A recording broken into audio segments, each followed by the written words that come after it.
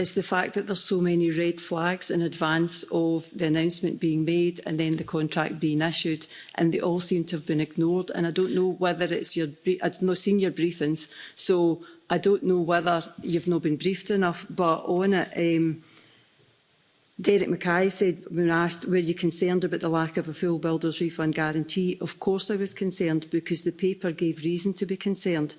Eric Ostergaard on the 26th of September said, a newly established shipyard with no track record at all of building ferries of this size is an unsecured risk. The board had written a letter. The board feel it is their absolute duty to point out the risks to their shareholder.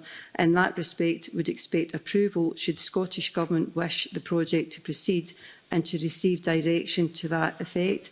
There are lots of red flags up here, but it still seems that the contract went through. What point are you asking me about in terms of my involvement? Just to be specific, because I want to be clear, I answered How much knowledge did you have in your briefings before you done the announcement? And did that announcement make it harder for you to then go in and stop the contract? Because it would seem that CMAL's preference was to stop the tendering process, but you still went ahead with the contract. Well, let me unpack all of that a little bit. I've told you what had been advised to me ahead of the preferred bidder announcement on 31st of August. And that was a briefing to the effect, as I said earlier on, this would have been obvious given the stage, preferred bidder stage we were at, that the negotiations hadn't concluded. There were ongoing negotiations. There were significant negotiations still to be undertaken and concluded, and that those included I think it was wording to the effect of complexities around the level of guarantee that FMEL can provide. I would absolutely refute the suggestion that the way that was presented to me was in a red flag way. It was information that I would have thought at that time was obvious, because we were at a preferred bidder, not a final contract award stage. In terms of later on, when it came to the final contract award, everything you've read out there comes from a combination of the 8th of October submission to Derek Mackay, the email that was included with that submission from Eric Ostergaard, which I think from memory is dated the 26th of September, the CMAL note, and that gets to, and that, as I said, that was not copied to me at the time. That was to Derek Mackay, who took the decision. I don't think there's any dubiety from anybody, including Derek Mackay, that that was a decision he took at that time. And all of that, so the concerns from CMAL were set out there, and to be absolutely fair to CMAL, they set those concerns out.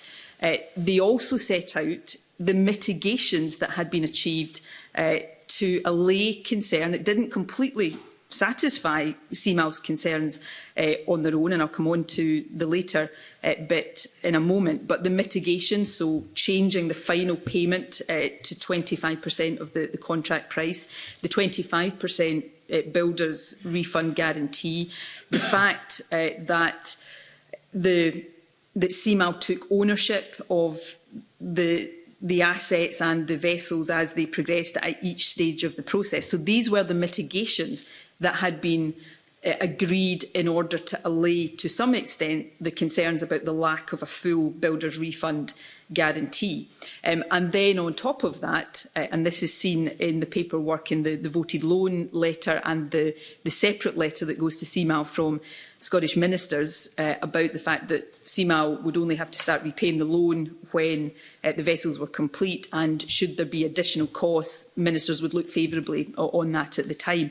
That package was what enabled CMAL to sign the contract. And the other point I think it's important to make about the 8th of October documentation is it does talk about the fact that, and this is from CMAL, that they felt that with all of that, it was the best deal that they could negotiate with FMEL, and that some of these issues, so absolutely, Eric Ostergaard's email says that their preference was to cancel the contract, but there's also the opinion expressed by CMAL executives in that paperwork that some of these issues they would possibly encounter with other bidders as well. There's references to the fact that the agreements reached brought the whole tender broadly into line with the tender requirements. So that's what a minister is looking at in the entirety and coming to a judgment. Are the mitigations here sufficient? Because every decision has a balance of risk. Are they sufficient to allow this decision to be taken? And is there a better outcome here that is guaranteed if we go down another route and comes to a balanced decision? There is the 8th of October is not asking for a ministerial decision to cancel the contract. It is asking for a ministerial decision if the minister is content to proceed. So all of that was, and you've heard this from Derek Mackay himself, was considered. And when he says, yes, I had a concern, of course there was a concern there wasn't a full builder's refund guarantee. He's expressed that. But the mitigations enabled, gave the assurance at that point that sufficient had been done to allow the contract award to proceed. I appreciate what you're saying about the mitigations given the best contract for FMEL, but I think CMAL would still have preferred to cancel the contract. It's been described as a systematic failure in government to record crucial information. And there is a lot of lack of accountability. So